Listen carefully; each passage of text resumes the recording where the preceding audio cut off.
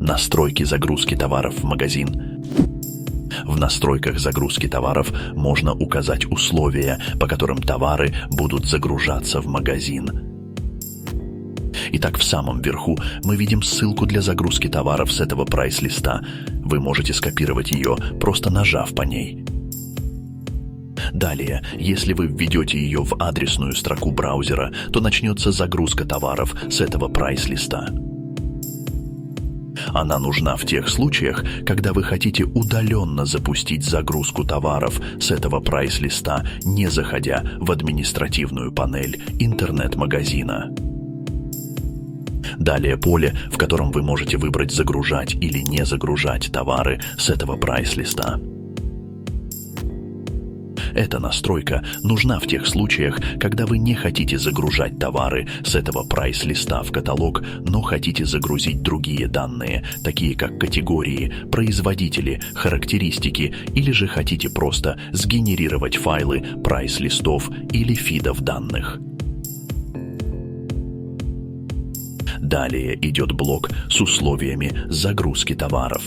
Тут вы можете указать «Загружать» или пропускать загрузку товаров в случае, если у них отсутствуют какие-либо значения или же эти значения некорректны. Далее блок, в котором вы можете указать действия, которые будут выполнены перед загрузкой с теми товарами, которые были загружены ранее из этого прайс-листа. К примеру, в обновленном прайс-листе поставщик удалил товары, которые ранее были загружены. В этом случае, после загрузки нового прайс-листа, эти старые товары останутся в базе данных магазина. К примеру, для поддержания актуальности товаров в магазине вы можете перед загрузкой установить всем товарам статус «Нет в наличии». В таком случае, после загрузки обновленного прайс-листа, все старые товары, которые были удалены поставщиком, будут со статусом «Нет в наличии». Далее блок с настройками обновления товаров.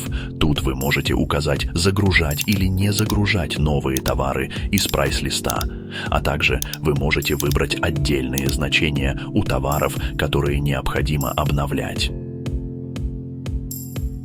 Для примера вы можете указать «Обновлять только цену и количество товаров». В таком случае остальные данные товаров останутся без изменений. Далее идут блоки с условиями загрузки характеристик, производителей, категорий и значений опций.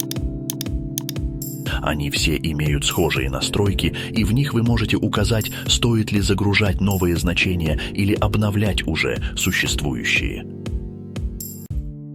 В некоторых блоках есть путь для загрузки изображений, то есть вы можете указать папки, в которые будут загружаться изображения товаров, производителей и категорий. При наведении мыши на такие поля вы увидите подробную подсказку с описанием формата пути для загрузки изображений.